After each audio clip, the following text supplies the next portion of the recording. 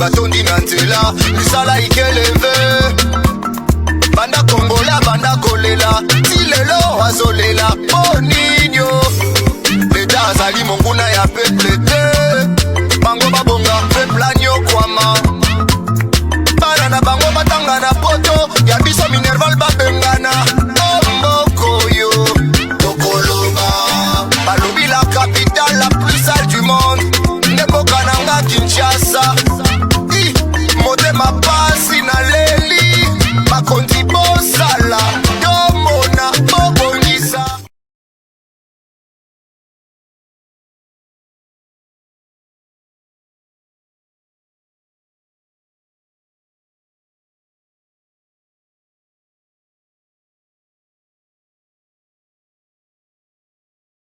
Binonyo surtout boyebi mais kino lelo yo population a commis tout na pourquoi aza toujours ko continuer ko de Falipa ezali makambu ya Sony okomona responsable a de Filipa ya 200 francs batelier mwamba ya 200 francs nyongo ya 400 francs mais na pokwa mama mapa yaka na ngonga ya 19h responsable wana ako kima bongo nyongo ya mapa ya 400 francs wana ezali bongo makambu ya Sony pona mboka ya ndeko Félix Antoine Tshisekedi Tshilombo depuis Azwaki Bokondi. Est-ce que population boko vivre malamu? Est-ce que social nabino ezali assuré? Est-ce que vie oyo boko mené? Eza vie oyo esengeli bo mené bandeko balandi tale ezali bongo et tout luku ya ba différentes questions oyo botindaki la fois dernière na compte ya émission Le Peuple d'abord baimboka matondo nabino bozu bongo libaku ya kotala biso na ngonga oyo toko rappeler bongo tozali bongo mokolo ya jeudi en 1er avril 2021 et pa wapi engumba ya Kinshasa population surtout azali bongo branché devant bitando pona kolanda émission Le Peuple d'abord séance plénière ya mokolo alelo oyo tokolobelela makambo matali ekolo Congo ekotambola lolenge boni wuta mwana mboka Félix Antoine Tshisekedi Tshilombo azwaki bokondi na ye est-ce que population ana a ko vivre malamu bandeko numéro ya téléphone ezali bongo affiché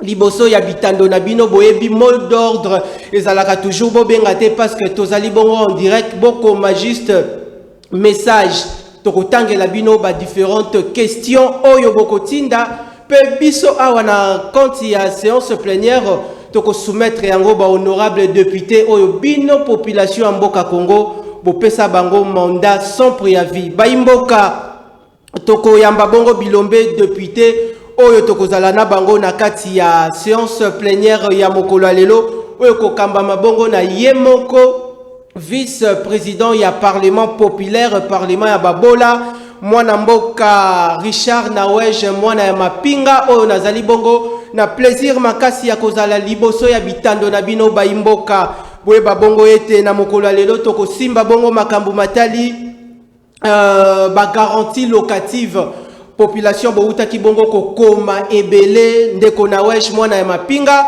lobela biso makambu matali os tote montant élevé ya ba garantie locative a na ngumba Kinshasa soki totamboli okomona ete ndeko ya 25 ans ndeko ya 30 ans ndeko ya 45 ans même aza toujours ko passer vie wana na kati ya salon pona ba bayer na ba bayeres ba ko préférer bongo ba 10 mois de garantie ba 12 mois de garantie ba 15 mois de garantie l'état esika azali a koloba likambo a koloba nini pona intérêt ya population oyo a kotala biso toko simba lisusu makambo matali insécurité na partie est du pays boyebi ete population ya partie est a kolembate toujours kokufa responsabilité ya mwana mboka Félix Antoine Tshisekedi Tshilombo ezali nini parce qu'azali bongo garant de la République et du bon fonctionnement de toutes les institutions du pays. Toko simba lisusu makambo matali avenir politique ya famille politique Lamuka uta mwana mboka Jean-Pierre Bemba na Moïse Katumbi ba manifesta qui déjà adhésion na bango na kati ya union sacrée mais ekoleka na ndenge nini avant tokoma 2023 est-ce que ndeko Adolphe Muzitu na mwana mboka Martin Fayulu bakozala toujours ensemble na compte ya opposition to bakokabwana ndenge toujours opposition mesana kokabwana na kati ya mboka toko simba lisusu makambo matali arche de Noé oyo mwana mboka ndeko Richard Nawej mwana mapinga aza toujours kobenga yango gouvernement de warrior ya Arche de Noé nani akokota tote nani yango kokota te ba oyo bakokota te bokanga motema parce que mwana mboka Sama Lukonde aza wana pona à répondre na ba desiderata ya population parce que na mwangonga o etikali tote mikolo etikali esengele ete mwana mboka Sama Lukonde amema bongo cheval de bataille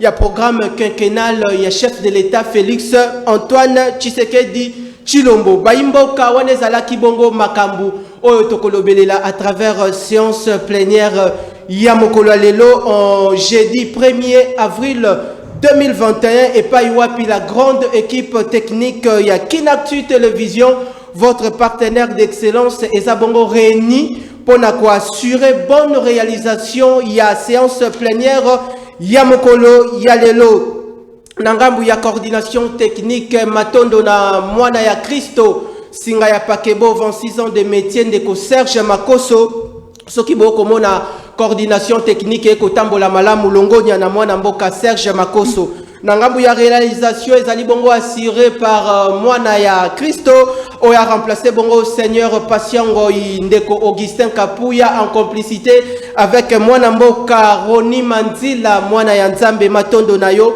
nangambu ya machine madaka dakatote régie finale et kambami bongo na yemoko le katangé le plus intelligent Windek mwana mboka Light Moutonge matondo nabino baimboka toko démarrer séance plénière ya mokola lelo na ebiete bino population bozali branché na mokola lelo bofungoli bitando plus de 400 000 population azali bongo disséminé awa ngumba Kinshasa pen ensemble ya République démocratique du Congo et puis à l'extérieur du pays boye bayete Kinactu Télévision tozali bongo sur TNT en clair sur Bluesat canal 49 et puis présentement dans les réseaux sociaux tokoki mambango pona tola kisabino bilombe ba député oyo baye kolobelela pasi ya population na mokola lelo tokokende bongo epai ya mwana mboka oyo population na mokola lelo azalaki bongo na bosenga na ye bobenga ki bozalaki na besoin ya honorable Herman Tumba azonga aya koloba makambo matali carte d'électeur carte d'identité mais tozali wana ezalaki juste parenthèse mwana mboka Herman Tumba matondo et puis boye malamu toko rappeler na bato ba kotala biso ki ozali éditeur ya journal Le Juge matondo et puis boye malamu matondo mingi mwana mboka Richard Nawej merci encore na ba téléspectateurs oyo ba pesi confiance na bango epai na biso balobeli na bango ba sengi tozonga lisusu mais malheureusement pas ces ali koleka mikolo nyonso pour lolenge toza koloba awa na quartier onga na fandaka na commune na fandaka limete lotiliki oyo bapimela biso na bakambi ya snel tilelo esali mikolo mibale misato ezalaka te moye batala ngai malamu na ndenge sengeli ezali te mai kutu tolobela te oh nzambe mawa eza na mitema na biso parce que Kinshasa na biso ezui bayini ezali ba obato ko kamba Kinshasa mawa na Kinshasa po ba pesi biso moto loko la Chatiningo bila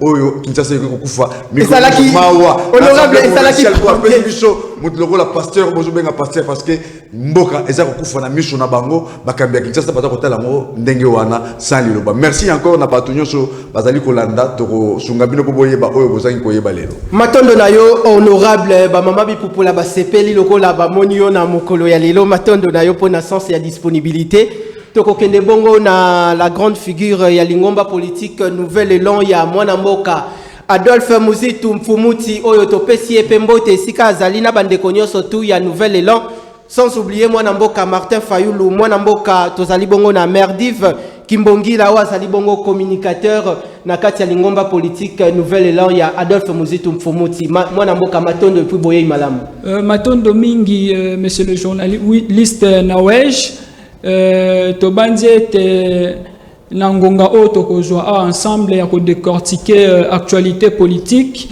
peuple congolais akozwa biano na mituna na enyoso et tokopesa pe éclaircissement sur nyonso oyo koleka et te démontrer comment est-ce que incapacité ya régime oyo ezo mema biso na libulu matondo na yo honorable ba mama bipupula ba sepeli lokola ba monio tokoki mambango bongo epai ya ndeko Freddy Chinyama Matondo na yo honorable toko rappelé aux Alibongo rapporteur nakati ya lingomba politique AFD aux Alibongo action fachi pour le développement honorable Matondo depuis boye malamu. Merci beaucoup ndeko journaliste ndeko Richard Nawesh na sepeli mingi pona invitation na yo toyepe liboso ya peuple pona kopesa bango vérité na makambo tozomona action oyo chef de l'état azali ko sala pona population na ye yango biso mibengi bato tozali pona soutien des actions des chefs de l'état Félix Tshisekedi Tshilombo pour le peuple et pour le développement. Yango wana to pona ko répondre na invitation na yo. Matondo na yo honorable merci pour na sens na bino ya disponibilité to démarrer séance plénière ya mokolo lelo en jeudi 1er avril 2021 émission ezabongo en direct ezali bongo poisson d'avril te toko passer yango en direct koko samuninga na yo te sika ozali. Merci na ba mapinga nyoso tu ya la police et puis ya FRDC et puis bana nyoso tu ya ba soda o bazui bongo opportunité puis population congolaise mobimba o bazui bongo opportunité ya kotala le peuple d'abord à travers séance plénière ya mokolo lelo o eko kambamba na mwana mboka ndeko Richard Nawesh Matondo lisusu na ndeko Flavien Roussaki tokundola mitema na biso pe ya population ezali bongo epai ozali pe union sacrée to kozela toujours mwana mboka Sama Lukonde asala musala oyo population a kozela mwana mboka Herman Tumba to kosimba déjà motolu ya makambo oyo population abengi selibino boya ko répondre liboso na bango na mokolo lelo pourquoi kino lelo yo ba bayer na ba bayeres ba komatisa makambo matali mbongo ya garantie locative okomona ete jeune il y a 22 ans azali na moi kokoso azali na moi petite chérie na quelque part mais incapacité wana ezali ya kozwa ya ko réunir montant ya garantie pour na kokende kozwa mwanda kuna quelque part à constituer famille na ye okomona ete soki akei bakosenga yo be 10 mois ya garantie lelo yo responsabilité ya ba autorité ya mboka ezali ndenge nini soki to kei na pays ya na ngambu ya Congo Brazza eza lolenge moko te awa na Kinshasa eloko nini oza yango ya motu ya koki koloba pona makambo matali affaire garantie locative awa ngumba Kinshasa. Merci beaucoup mwana mboka na motuna na yo na bandi yo makambo wana ezali trop simple et complexe aussi na bi simple pourquoi parce que makambo oyo komisaki ba garantie locative na ba 10 mois, 12 mois, 18 mois, ça dépend même 20 mois et bandi les lotés bandi na tango depuis Mobutu. To vivre ndenge wana to bandaki na ba 3 mois, 2 mois ti eza ko mate comme ndenge wana alors lelo hormone jeunesse na biso lelo ba jeune ya lelo po ba kakisa mbongo wana ya ba garantie comme moi koko soko ba kende. Oh so ba yebi na kati yote zaka ba jeune te na mikolo. Bakulutu musu ya 40 bazana non nazako loba ba jeune parce que jeunesse bandi zaka ko Matondo 77 ans mutu so zali jeune nous avons capacité à okende ko luka logement place moko boye fois na makoki ya ko pesa mbongo oyo ya garantie oyo ko garantir ye ko fanda na kati ya ndako ya bato po abanda ko futa mais fort malheureusement na koyebisa yo sur ce plateau na oti kolandaka na ba présentation ndenge ba relaxa biso ba défaillance ya régime en place oyo okambama na mokondi na biso ya mboka mwana mboka fatia oza mokondi ya bato nyonso ya opposant na oyo azali na pouvoir mais malheureusement na eloko moko na yebi ezaki na loi moko esalama na parlement wana à cette époque là monsieur Muzito azalaki premier ministre la loi sur les beaux loyers loi wana tango basali yango efixaki garantie locative na 3 mois pour la maison d'habitation et 6 mois pour la maison commerciale. Fort malheureusement, après promulgation, il y a Loana Namokonjambo Kakala et Joseph Kabila, suivi mon côté Salamakina exécutif pour balanda applicabilité ou application ya Baloana. C'est-à-dire, il devrait y avoir structure moko, il y a suivi balanda applicabilité ou application ya Baloana et pas il y a bayor yaba o bazana mapango bazako luka ba locataire bakota pa ina bango. Ozomona ba difficulté est-ce que zako uta. Ni lelo oyo et comme moi passe bato mosusu bata kosenga 3 mois parce que o bayebi que non bon l'état lobaki boye mais bato mosusu batikali kaka na ba 6 10 mois na bango wana. Mais qu'est-ce qui empêcherait, puisque à cette époque-là on n'a pas pu s'imposer na bayo pour bazongana bon sens na bango pour permettre moto nyonso o azana le bosenga ya kozwandako akoya kozwandako wana. Vous comprenez? Et les lois au début au Kenya awa et l'autre côté c'est un gouvernement au Ezali koya parce que au c'est comme démissionnaire ba meka kota na eloko wana ezali au Ezali très capital na kati ya mboka na biso. À ne pas oublier que tous la déjà na loi moko sur le beau loyer oyo fixa et refixa pour tout le bien loyer na d'habitation na 3 mois et maison commerciale na 6 mois. Mais application nango mise en application nde yango esalamaki te ti lelo oyo ezomona bato nyonso baza kosufri likolo ya makambo wana. Matondo na yo honorable Baimboka Matondo lisusu na kopesa bino longonya parce que ba message e bandi déjà kokota boko mame bobenga te matondo na bino boko tala pona particulière attention na bino tokokende bongo epai ya honorable Merdive Kimbongila.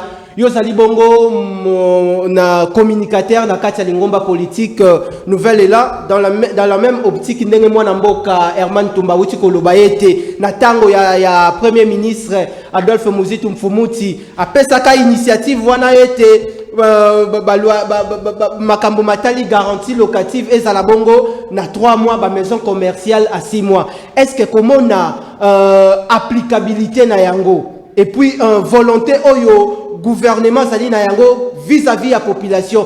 Pourquoi l'autorité en boka adopter likambo wana te tote ba appliquer ka yango te pona lelo population a ko souffrir makasi makambo matali makambo ya garantie locative?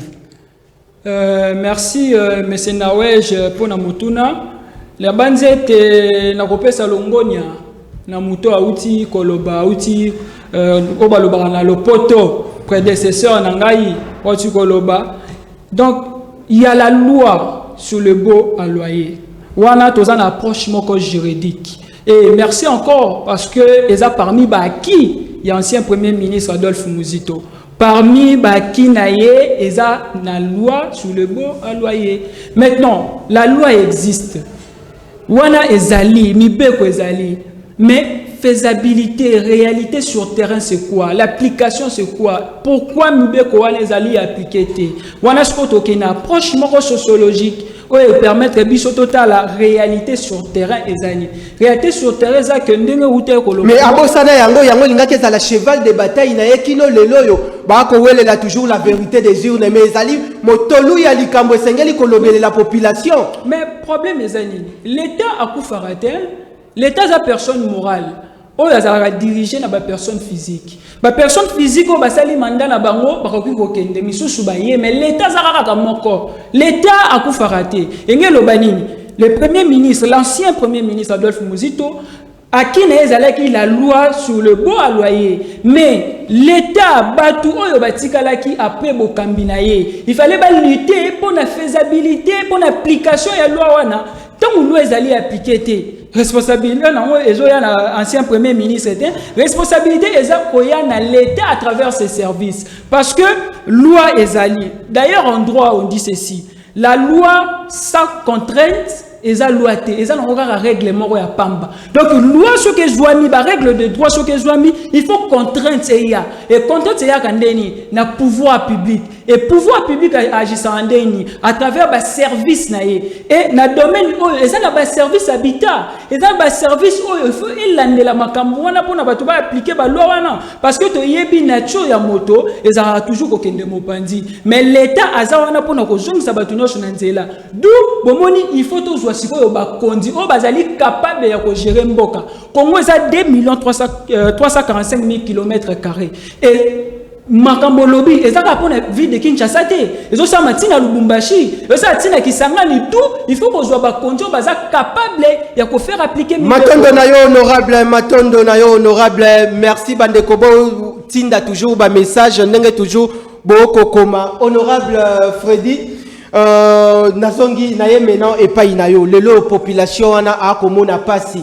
Pourquoi ba bailleur na ba bailleuresse ba ko fixer toujours garantie locative na 10 mois?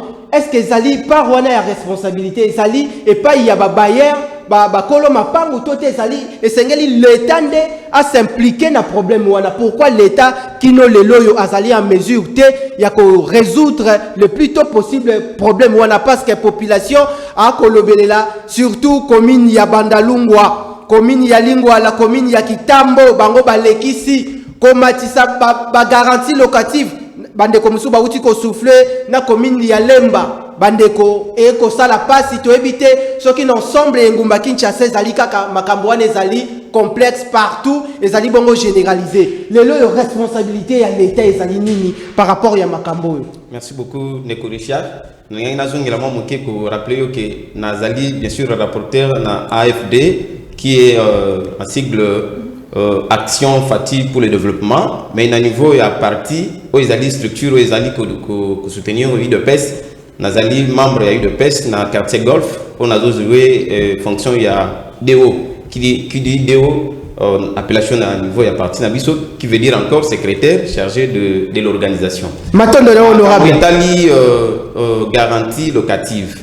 Eh bien là Nazali habitant il y a commune ya Bandalungwa avant na kene na Bandalungwa na bandi na Lingwa là. Je veux dire que il y a de part de responsabilité entre biso peuple na justice ou bien bakondi na biso. Surtout que non bakondio bazali à la tête bangonde bazali mabe. Non, biso peuple tozali mabe. Je veux dire l'exemple, je vais donner l'exemple pourquoi. Et si quand ngai nazali bandana na mabe ya bakondi po ya na peuple po ngai na koya na mutuna. Ngai na moni mabe ya bakondi te parce que nazali wana pona ko soutenir l'action ou ya bakondi ou ngai na moni ya malamu. OK, ya mabe na koloba bien sûr, mais ya mabe pe na koloba yango. Na onga na moni d'abord pour na biso peuple. Mabe na biso ezali nini? Tolingi ko dénoncer te. Parce que l'État ni azali wana azali libanda. Makamuzo le kana kati na ngai ngamona zana kati ndako nina koyeba mabe ni zana kati na ngai pour kinabi misango libanda bato bazali libanda basala nini bayeba yango. Pourquoi na kolo bakete biso peuple tozali na part ya responsabilité. Nazo kende koluka ndako. Tant akoma na ndako bisinga ke non awa il faut futa 10 mois de loyer. Il faut que bisa motona ke non loi na biso epekisi eloko wana. Parce que ezali loi o ebimi na mandat ya ndeko Félix Tshisekedi te ezali loi o ebimi uta na mandat ya ndeko Kabila. Yebisa motwana ke non mobeko na biso esali nini epekisi ko mona mboka okokosa population te. S'il vous plaît na kokoma pe wande kokoma kroka jambe entre yo locataire o lukandako na bailleur. Voilà. Et sengeli na l'État nde a vulgariser makambo yango et puis passer pour une application toute une applicabilité et pas il y a bakolo mapango. Pour que l'État a se saisir na likambwana l'État peut azela ka plaignant. Ce que l'État mo plaignant te. Alors que nous kanga ba tunyo se pamba ne faut plaignant azala. OK yo pesi mutwana mbongo. Mutwana mon ke non o pesi 10 mois ya loyer.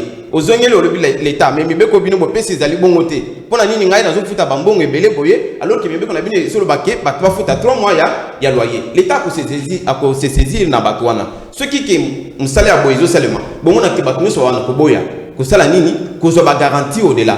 Parce que Ezali n'a pas de responsabilité. Est-ce que campagne déjà il y a sensibilisation à travers ville à Kinshasa ngumba Kinshasa? Est-ce que ndeko Chantiningo bila déjà ça sali yango pour na ete makambo nyoso tu ezala na applicabilité? Ndeko Chantini tokolo bateke ya sali akoko sala nyoso même momate. Azali na cahier de charge na ye ou azali kolandela. Il faut action ya mukundi nyoso abana action ya liboso ya mibale jusqu'à tel point que akoye ba ça o ezali lokola projet na ye. Tolobia wa kenon bakundi bazali mabe o bazala la tête bazali mabe. Oui, mon nyoso zana cahier de charge na ye. Ce qui est biso d'abord peuple, tout le monde qui est là pour analyser malamoté. Biso ba pia liboso ya kosala ni ya ko dénoncer yango. Ce qui est to dénoncer tout que ngana yo toke na justice. Et que l'État wana ya pesi muto ya zo ba 10 mois ya garantie a pesi raison. À ce moment-là na l'État na biso za mabe. Mais honorable nakatio te to kozongela yo l'État wana yemoko a kolandela suivi ya makambu wana te yo koloba makambu yako dénoncer. Moi na mboka Herman Tumba avant to conclure makambu matali affaire garantie locative lelo yo nini osana yango ya motuya koki ko transmettre et pas ya bakambi mboka o ba ko landa biso parce que population abengaki ako souffrir makambo oyo ya garantie okokomona mapango mususu ke ozali na garantie na yo ya 6 mois na mbongo ya commission moko esali lokola 7 mois mais okomi bongo prise en sandwich okomi bongo contrat ya ko bakisa lisusu 3 mois lelo ba jeune ebele bazali bongo na incapacité okomona ba mabota ebele ba ko tambola belelo ba mabota ebele ba jeune ebele ba ko lala toujours na ba salon par rapport ya makambu oyo na ngabu ya Congo Brazza ezali différent ah ngumba Kinshasa message nini okoki ko apporter ba autorité ya mboka pona kosilisa makambu oyo.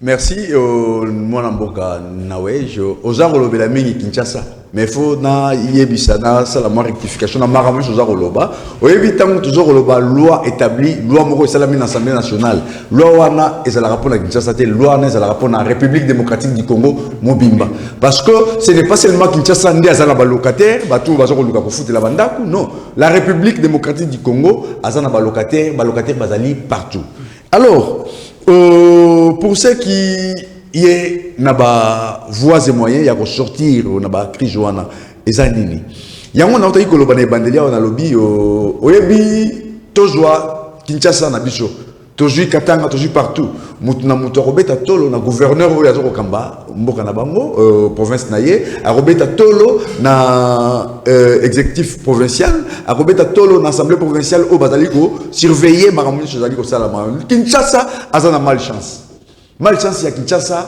et bandi kala pelelo lisusu tokoye na malchance on a rejoint donc c'est une malchance on est comme wapi malchance ya rejoint na tête ya ville à Kinshasa Jean-Tini Ngobila na retour na bino yoko moko charge on est quelque part je pas de Jean-Tini de André qui me azali wana depuis aye ti moya lelo yo yebisa biso programme na ye ya action na ya gouvernement na ye provincial des années kini bopeto o ezana ba fulu partout e komi ko boma batu na tout na yo lisusu tangu ya ye ayeba kiteke kitasa ba locataire basala muto ko sanctionner Jean-Tini Ngobila à l'Assemblée provinciale et même les députés provinciaux au lieu de sanctionner d'abord président de l'Assemblée provinciale il fallait que sanctionner gouverneur ya ville c'est le bilan il y a 2 ans oh il y a Jean-Tini Ngobila na tête il y a ville à Kinshasa les routes secondaires les routes aux attribution na pouvoir il y a Assemblée provinciale nous sommes allés à recouvrir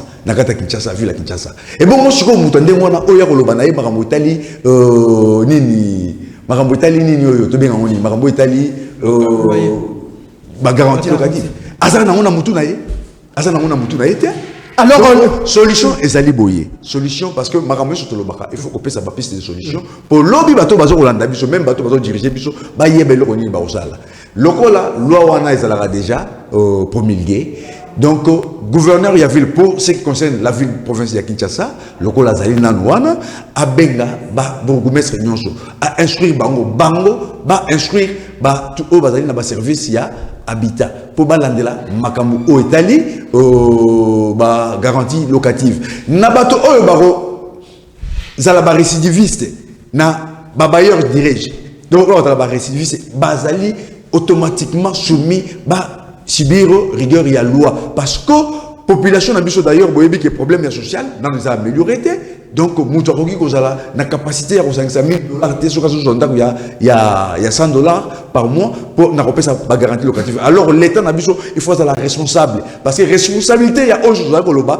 eza ko emane na ye mutu kolanda makambo na sima pour application nango pona ba ko pedir bato ba ko sala ezaka ka l'état ya moto sengi na ye a zala vraiment na misu makasi atala makambo wana dès maintenant de toujours koloba awa acha yango et surtout nazo kobenda bato na ba commissionnaire oyebi côté musu ba commissionnaire pour batira ba garantie locative yebi mutu wana za kobima na kati ya ndako wana afutaki 3 mois ya habiter nazo mais zala ka copie ya ba commissionnaire na ba kolo mapango c'est-à-dire quoi za copie ya ba commissionnaire na ba kolo mapango niveau ya ba commissionnaire non même na niveau ba commissionnaire tu pasala ba biloko wana na niveau ba commissionnaire bazala na structure na bango moko structure wana fois benga ba commissionnaire à sensibiliser bango pour batala mbongo liboso te batala bo moto ya moto azo kokende kota na ndako azana capacité on a pesa ya possibilité ya revivre ndenge makokina ezali matondo na yo honorable tokokota déjà na deuxième thématique na biso makambo matali affaire en sécurité na partie est ya République démocratique du Congo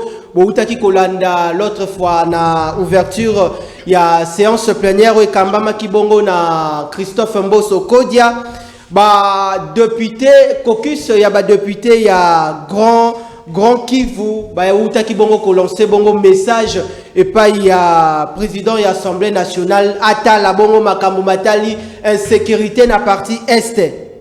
En même occasion moi namboka Christophe Nkodia Mpwanga aoutaki ko lancer bongo mbela et pas il y a ba député il y a partie est du pays à lobby bo quitter bongo ba groupes armés makambo oyo créer maintenant polémique na kati ya réseaux sociaux moi namboka kotala makambo wana moi namboka Christophe Mbosso ko interpeller ba député ya partie est du pays ko yebisa bango ba quitter ba groupes armés ako kamba institution monene ya mboka. Est-ce que message naie vis-à-vis ya ba député ezali pona ko kabola assemblée nationale tote ko interpeller ba député mususu oyo ekoki ko lakisa ete bazali na kati ya ba magui wana. Monsieur le journaliste, vous voyez que wana eza aveu d'échec hein? À travers dire il y a président, il y a assemblée nationale, il y a institution. Ça fait partie du pouvoir législatif. Donc, mon président et institution, mon bongo, azo pleurnicher, azo ça va député pour quitter ba groupe armé. Ou bien yebi ba député mususu ko baza ba bande armée na est. Ben, ils avaient échec. Il y a azali président et institution. Institution a parmi ba rôle nango eza pour contrôler exécutif. Il y a à travers institution ana. Ba contrôler exécutif. Surtout que au contrôler sur exécutif, le lenge nini awa tozali da to kende 2 mois. Gouvernement au en place des missionnaires. Donc pays comme bloqué.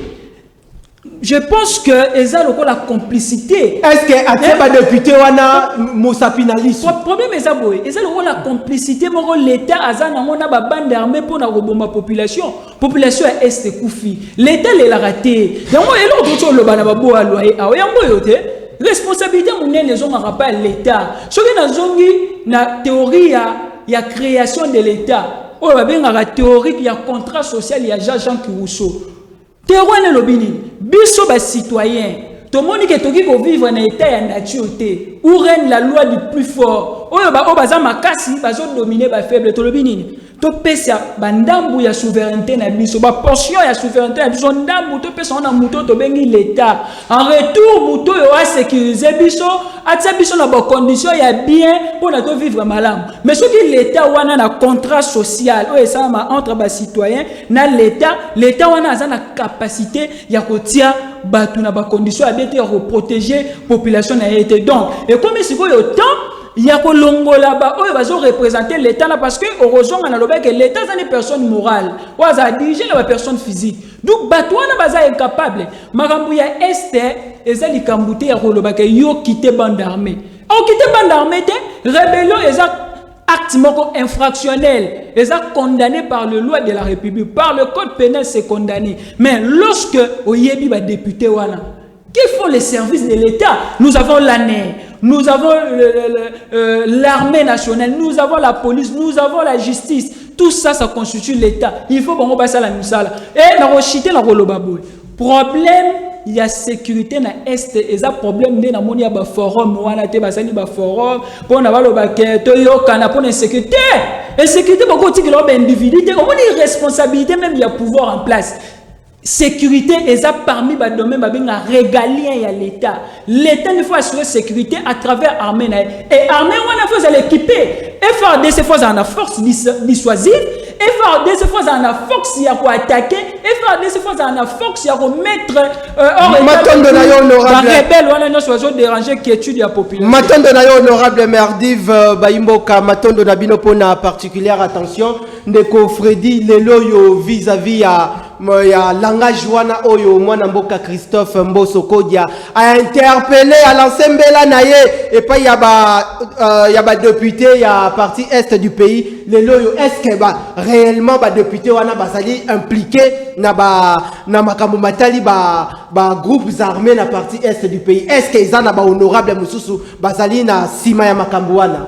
Merci ndeko Richard pona motuna na yo ngai na koloba kozongisa ba député na biso o ya côté est ezali na moyembi moko congolais ayemba lobi o ezali libanga ya molili o ya kotia ai donc libanga na ezali esalini evier ndeko président de la c'est que ceux qui bagangi aïe basali na kati ya makambo ezui basité kombo ya motuté président de l'Assemblée nationale aza trop clair alobi bino pe bandeko bolungwa na banini na ba groupes armés ezali libanga babwaki soki na molili wana yo bano le kalibango wana ebetio na mutu kaka okoya olela oganga parce que libanga wana senini eziyo ngalo zo mona te pourquoi bandeko nyonso surtout bakoko soulever contre président de l'Assemblée nationale parce que tokozo ape est-ce que zalaki langage ya malamu pour tenir vis-à-vis ya ba honorable député ezali langage ya malamu parce que difficulté ezali na est tout congolais mutu azana makilia congolais azana douleur wana pona nina kolo ezali langage wana ezali réel papa tolo bato bazana est bandeko na biso ba député nyonso bazana est na ba groupe armé bazana est on dit bien sûr que ezali na ba congolais bazali na kati wana parmi les Congolais, nous avons une famille restreinte, une famille élargie. La famille élargie, vous voyez que Kingani, vous avez Kamaboye, et Zali Moutouboye. Mais vous avez dénoncé, vous avez député, en même temps, vous avez Makamouzou le Kapuna. Il y a un bon bimana groupe armé, à citer comme Moutouté. Il y a ce que vous avez dit que nous, les Bangouans les yeux, au conseil de la nuit, au commandant Kotia, aïe, parce que les Bangouans les yeux. Surtout que non, armée congolaise n'a biso ezali makasité. Non, toko konzima biloko wana te. Armée n'a biso ezali makasi. Tous à la capé reconnaissant na action ya malamu tout monde na kati mboka na biso. Tant o FARDC bazo ki na front. Ba sali ba oyo ki ba récupérer territoire boye, ba récupérer ville boye. Kozonga na bango to ka kamakile te ya kobetela bango nini maboko te. Mais ceux qui boyo ki ba kingani ba sali boye ba sali ba bumi boye, wana ni ba télévision et bi makapona koloba. Il faut te baper kukumisa ka action ya nini ya armée na biso. Ce qui peut être pesaka le coup na armée wana yango ba kotelema bitumba esi wana ekosi matondo na yo honorable Freddy Ndeko Herman Tumba leloyo population a kotala makambo maeste ndenge kotambola na badir ya président ya institution wana to ko benga assemblée nationale est-ce que sengeli na ndeko Christophe Mboso Nkodia atanga ba honorable wana tote ba député wana o bazali na kati ya zonguluke wana ba batami na makambo matali guerre na este parce que balobi liste ezali moulayi est-ce que ezali na bandeko mususu esengeli na Christophe Mboso Nkodia atanga liste wana ezali makambo malamu bon motuna ezali malamu ya mona répondre na motuna yo na lingi na sala moi parenthèse mo ya 2-3 secondes oyebi mboka ezalaka mboka ya bato nyonso ezala ya oyo azali na opposition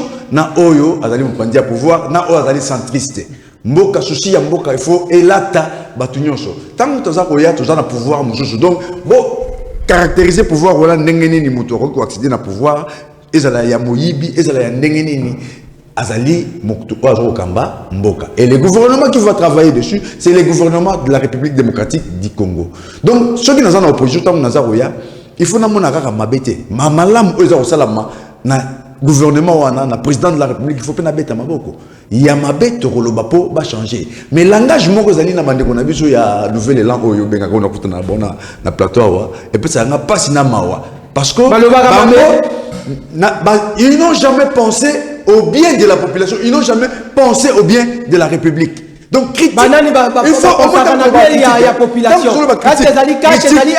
il faut n'attendre combo à partir mon côté la qui ndenge bango ba yela critique ezalaka constructive pour mutoyer ba sikanya sali mabe pour lobia sanini et bango ba yaka na négativité échec mais na yebisi bango échec mo ezala te mboka za biso nyonso soki ko kite to ko poussa liboso ko honorable ko soma lobande ko continuer na motuna oyo tuni Gandhi a lobaki boye celui qui voit le mal et qui ne dit rien est dans le mal alors que je ne suis pas dans le mal je suis obligé de dire quelque chose pour ne pas être dans le mal omoni bokulaka mboso amonaki musika comment la musika wana ezaka na mission na réalité ezapena mission ya ba service nyonso ya renseignement ya sécurité mais les situation aujourd'hui envergure mususu mwana mboka répondre na kokoma place yo zala calme alors ba service on a o bango bamona ki sala ka musala te to koyi ko yeba te parce que situation ya ba guerre wana e bandi le loté et bandi avant Fati accéder na pouvoir situation à est et bandi avant Ilukamba as la premier ministre et bandi avant mon amboka oyo mususu bandi banga la premier ministre et bandi avant Et Bruno Tchibalaza, Premier ministre, il bandi avant, Matata Pogno, il bandi avant, Tina Moujout est bandi avant. Mais Moutou n'a pas de responsabilité, puisqu'il est le temps toujours critiqué. Toujours on n'a pas de responsabilité à Moutou. Vous comprenez? Or, Naba, service, il y a renseignement. Service, il y a renseignement militaire. Service, il y a renseignement ANR. Moutou, tout, n'a pas de responsabilité. Moutou, tu as en tant que Premier ministre. Dans la guerre, il y a Est. Il y a une solution pour le Premier ministre Mouzitou. Il y a une autorité morale, il y a une nouvelle élan. Si ça na moni yango ta mukolo moko te et likolo ba été tango bato bazali na kati ya gouvernement bato bazali na kati ya parlement parce que les gens qui alimentent l'est la guerre à l'est du pays ce ne sont pas seulement les gens qui sont à l'extérieur du pays. Nous avons les traîtres même ici dans le pays sur place. Dans le pays, ils sont dans les institutions. Non,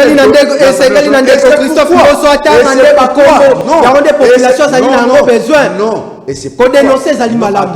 Attendez. On vous met en garde pour que vous puissiez vous retirer. Bonjour, nana bomoto na mine ezonga. Oye se poye bake, bandeko o toujours obunda na bango kuna toujours otinda baninga baboma bata bandeko ya biso. Totika yango. Alors on commence dans les jours à venir. Toshi babeta ki c'était balobi, boye bake lelo eza lobité. Oyo nyonso azali na likambuana. Je ne vois pas un mal na oyo propos tenu par le président de l'Assemblée nationale. Il est dans ses raisons, il a dit des choses parce que c'est un Congolais qui se plaint. Et comme nous le disons ici, nous avons mal, nous cherchons à ce que nos frères et sœurs du pays soient aussi calmes.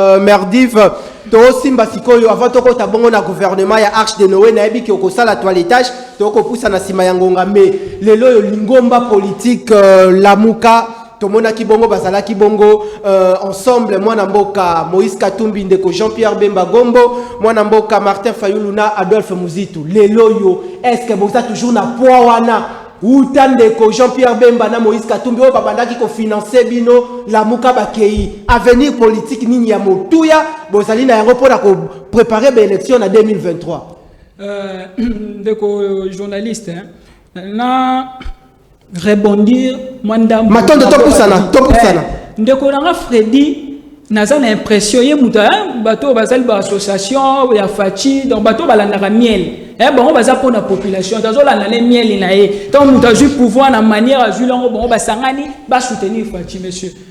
Lorsqu'on parle de la gestion de l'État, il faut tout ça sérieux, il faut tout rater la légèreté. Yo on voit que la nuance sur la population. Bon à loyer, population fait donner c'est. Donc on est dans la sécurité, population fait donner c'est. Bon l'État musala na yeni. L'État ba service na musala na yeni. Donc bon weli ko soit pouvoir. Mais boye ba avant vous au pouvoir, vous changer ma cambouté. Le peuple d'abord, mais comme ma bino d'abord. Wana responsabilité à mon pas à l'État. Et population, c'est le changement. Insécurité, c'est le changement. Et nako il y a les choses on est honorable. Alors que quelle que soit la manière dont nous avons le pouvoir, le plus important c'est lui le président de la République tout ça. Non.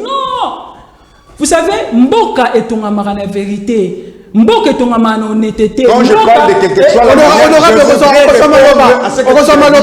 parce que vous avez l'habitude de mettre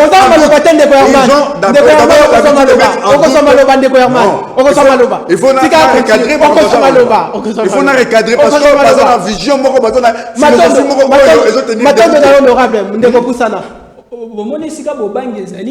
moto la kimia to mo ba lobi na réagir te na lobi boy quelle que soit manière wana za eloko mabe bazo kotisa population bazo kota bana na biso bazo kola bazo kota bango malhonnêteté bazo kota bango culture la vérité te mboke to la vérité soki moto wana zali na légitimité ayebi que population mute pona ki ngai moto wana akosala pona population moto wana akosala nyonso pusana motuna la muka alors motuna la muka.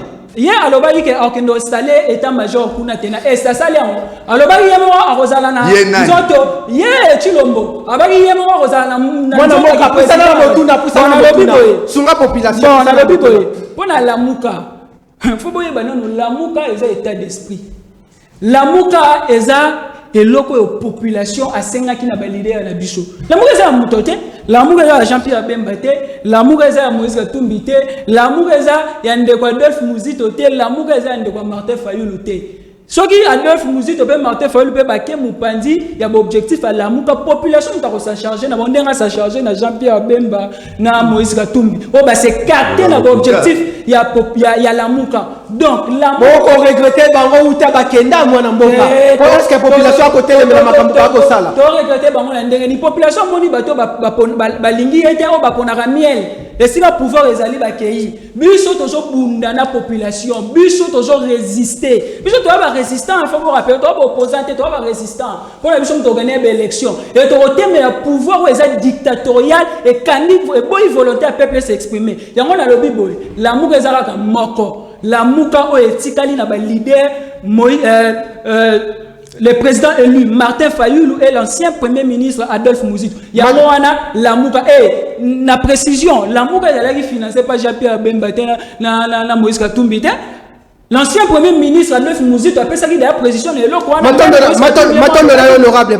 honorable ndeko Freddy Baimboka ba ko continuer toujours ko komana moi mukie na ko tanga moi quelques messages na moni ba message ekoti yiki awa na kati ya téléphone à travers numéro ya oyo to affiché bongo na etando na bino mwana mboka honorable lelo yo makambo epeli moto utandeko Christophe Mboso alobaki makambo wana lolenge nini moto ekoki kosila est-ce que message nini okoki ko apporter ba député nyo surtout na parti o bazali ya Grand Kivu lolenge nini bakoki ko se manifester te ko agir vis-à-vis ya badir ya ndeko Christophe Mboso. Merci beaucoup ndeko Richard. Ngai na moni que possibilité ezali ya pona ko atténuer situation pour que bandeko na biso ya ba député bayoka mawa ya population na bango population ya est tozali ba congolais ceux qui m'ont mboka Mboso a passé message wana ezali pasi wana en tant que parent amoni mwana na ya azokufa na lwenga bongo yango a passé message wana qui veut dire que neti mbongo ebungi na kati ndako parent ya bimi mbongo na ngai ebungi ya wana nyazi yo banyo ba toye papa ezanga ite non eza yo tenengeni mais tolobi ke mbongo ebungi na ndako yo komelo ba bondengeni qui veut dire oyebi kambo wana bande wana batika makambo wana batia kimia na mboka na biso. D'ailleurs soto ke musika so bosali analyse ya message le vice-président de l'Assemblée a dit que toti ko bima na réunion tozali na ba information ebele qui veut dire que batwana bayoki tomoni makambo ya bakuluna baza ba criminel babanu ba biso awa mais ba pesa ka bango avertissement na structure moko yawa non bo bima na kuluna boya bosala musala boya ko boya ko ya to s'en charger na ye mais ba boyi sur na bango zakini lobby tomoni nini to ke ba ememi batwana pona ko tia bango na prison yango nde mwana mboka Mboso alobi ke non bande kwa na basala ni batika yango parce que mukolo akobima na loposo na ye ako étaler ba kwa na nyoso libanda et population to koyeba bana yango toujours voter ngai na yawa pona ko la peuple na pona ko défendre quel que soit n'importe quel député te yango na zolo baboye makanisi ya mbuta Mboso ezali ya solo likambo etali bande ko ya la moka. Ils ont versé mon la Bible lobby les Israélites les Égyptiens que vous voyez vous ne les verrez plus jamais qui veut dire que la moka au besoin comme maquiller les lona lobby au besoin sur la moka moi na mboko ko sa population tika bande ko ba ko bunde la population bazali na ngambi ya opposition nous ceux qui bokena nyo sacrément la moka que vous voyez aujourd'hui vous ne les verrez plus jamais. Parce que l'action ils allaient au salima pour le peuple congolais va se sentir dans l'opposition bango ils verront et l'obina le bourreau à la mukate on dit na ko kozwa exemple moko na yamuke na ko pesa ba yena ba décision na bango ote Moïse na bemba ba bimi tozo pesa bango mesure sanction yo pesa sanction bino nyoso bo nanya kotaki bino pour que OK pesa baninga sanction nyoso na pour que azongi sande ko Moïse nande ko nani Jean-Pierre Bemba baya ko soutenir ezalaki langage mususu na bazonga ezalaki langage ya ko intimider que te bolunga pona boya ko soutenir biso donc bazonga na que discours égalité baya wa mbango non la vérité désirée balunga na vérité désirée oh nini toki na réforme institutionnelle tamba nimi que to sala réforme institutionnelle balunga ko na toki na ba élection soit croyant que non le pouvoir en place va ko boya ko na ba élection mais bamoyi bazo bima balwike tozali prêt à ko na ba élection matondo na honorable matondo na yo Bandeko Balandi na kotanga quelques messages avant tokota na gouvernement ya mwana mboka Sama Lukonde oyo population akozela ete amona bilembo ya malamu na quelques mwangonga oyo mwana mboka Félix Antoine Tshisekedi Tshilombo atikali na yango. Bonsoir mwana ya mapinga eza pasi na Congo na biso poko mona ete kuna na este population azaliko nyokwama population azali bongo ko nyokwama azali ko nyokwama makasi bazali ko violer banana ba mama na biso tango mokonzi ya mboka akokende kuna esengeli asilisa guerre na este esengeli tata mokonzi ye moko akende kovanda na este pona guerre esila matondo na bino population boko tala biso na ngonga oyo ezali ngai ndeko Jérôme matondo na ba honorable baza na plateau ba koloba malamu mais esengeli bongo ndeko Gentini ameka kotalela biso makambo matali ba garantie locative tosepeli.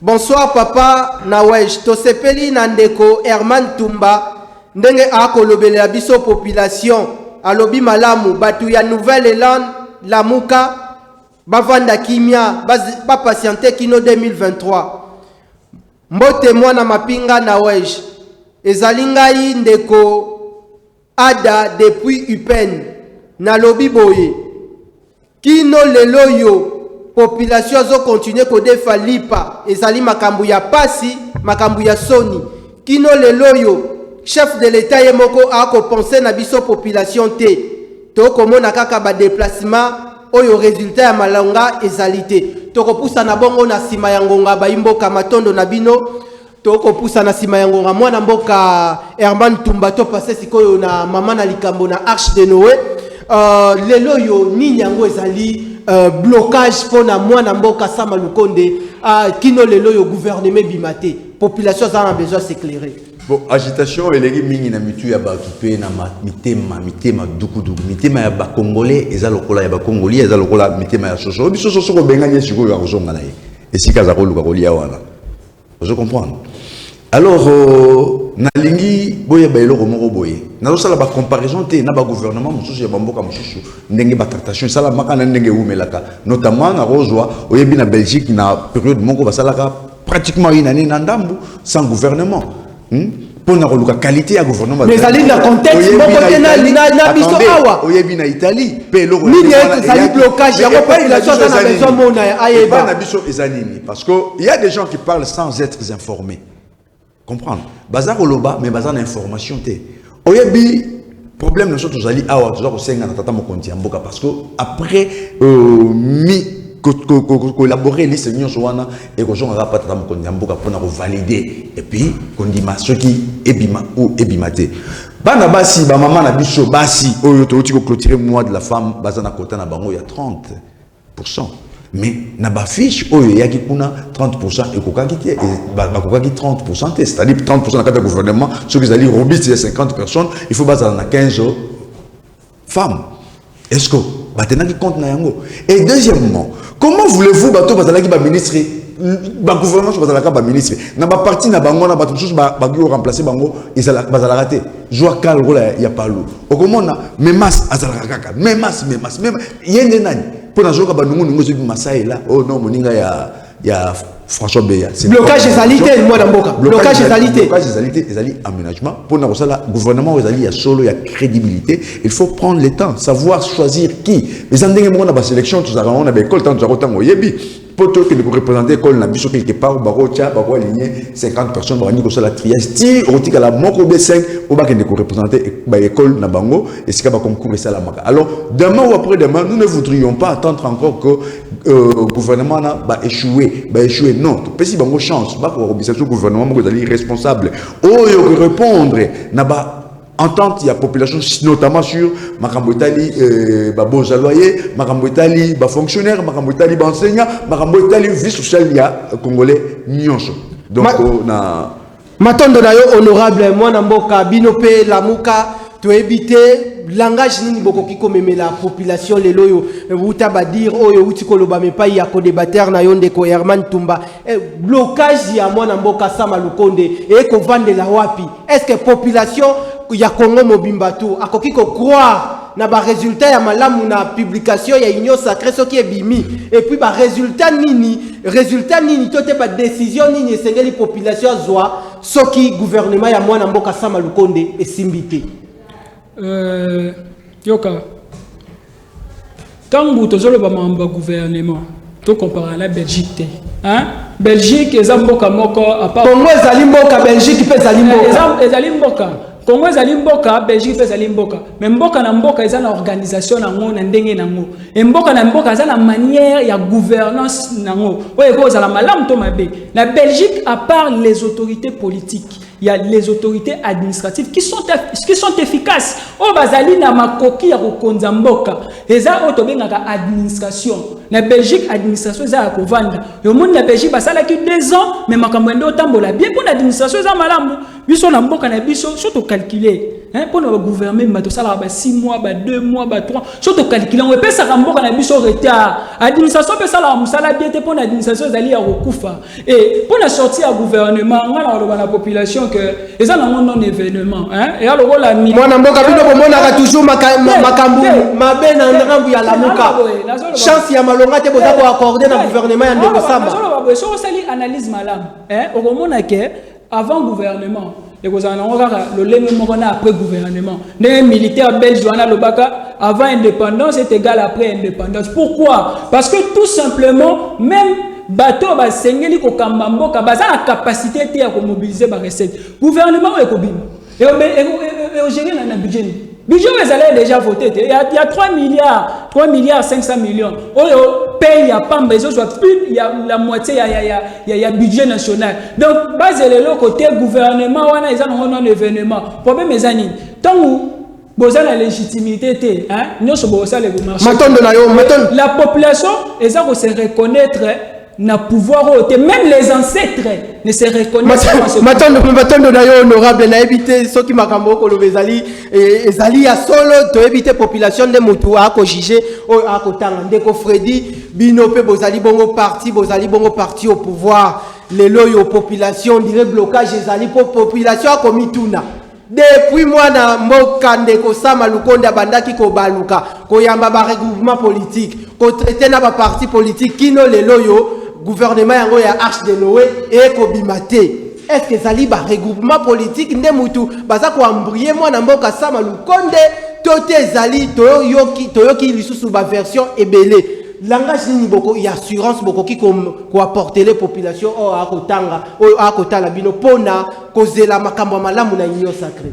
Merci beaucoup ndeko pona parole encore une fois de plus ndeko lobi qui était gouvernement o population ba linya ngote ba bien ngote parce que tozali illégitime o izali ndoto ya baba donc moni baba la liti lobi na tonga ba ni peso ndoto mona lota ki boye ce qui ne peut pas être fait en fait koya ya gouvernement izali ko la maman azali na cuisine na ye azolamba avant que to comme na plateau ni to comme na plateau boye na monaki nengo bongisa ki makambo to banina ko fanda na réception to vandi bokende kuna bo bongama to bongami ti jusqu'à tel point que to yiko koma donc awa matière est commis déjà et beli pour que bato bale yango koya ya gouvernement il faut d'abord bato bazo pesa bango na liste qui base à la ministre base à la matière ya gouvernement congolais il faut bato na base à la migi ezate que non de kokeka oyo zikumba mutu oyo tchena na papier nde bandimi kumbana parce que yoza super comme nani azali blocage lobela population to komi déjà na suka ngai na kolo bateki ngandi azali nini blocage te jusqu'à tel point que ba konjo ba autorité ba pesi kombo ya mutu te pona biso peuple na ko bisa peuple boyeke tozali na mutu oyo peuple banda kozela à la tête du pays Félix Manamboka Félix Tshisekedi na premier ministre oyo batie au peuple nyonso bazali na ye content bazozela ba action na ye parce que tant abimaki a promettre ba action alors ce qui que moto na zo préparer pour na biso tozala kimia et donc ça la biso parce que ba congolais tonyo comme pe mingi nzala lekaki mingi omoni so moto tikala na nzala journée mobimba ye komona siko ba komi olamba comme ça azo penser maman ça la kabilo kwa na ebela c'est ça ils allaient nzala tozala ki na mo mais nous sommes rassurés que kobima ya gouvernement parce que tout le monde a des médias awa balobi que c'est même les aussi la tête gouvernement et kobima ce gouvernement et kobima je crois que ma communauté tout est changer c'est que je vais demander à la population congolaise base à la kimia ba pesa ta na mwana mboka Sama Lokonde a préparé une djungo na ya présenter Matondo na yo honorable to commis pratiquement na fin il y a séance plénière, il y a Mokolo Lelobo retrouver rediffusion, il y a le peuple d'abord, il y a Mokolo Lelobo retrouver en lobby à partir il y a 7h30. Mais na kotanga deux messages de Kolaït Mouton, j'ai allé important, makasi, Soki, gouvernement baza incompétent, Botika, tozo tourner au rond, Mboka, Ezo marchete. Ndeko Nawej, tozali population à commune ya Lingwala. Ndeko Mike Mukebai wute topesa kiye tobengisa kiye pona makambu ya courant na Lingwala avenue Isangi avenue Libenge courant ezalite mais honorable Akimi akomona na te bengisa honorable Mike Mukebai tozana besoin to mona ye semaine oyo na émission ya kolobela biso population ya Lingwala. Ndeko Mike Mukebai message population ya Lingwala atindi pona yo alobi ete apesa ki mokumba wana ya komemela bango pe ya kolobela bango makambo matali mai na courant mais on dirait okokisi yango te émission ezali awa pona koyamba yo to kozela matondo na bino population ya mboka Congo bozalaki ebele devant bitando pona kolanda le peuple d'abord à travers séance plénière ya Mokolo Lelo. Grand merci à l'équipe technique, komi bongo na suka, matondo na bino baimbo kabozalaki ebele, tokutani bongo mokolo ya samedi pour un nouveau numéro ya émission Le Peuple d'abord. Matondo na bino baimbo.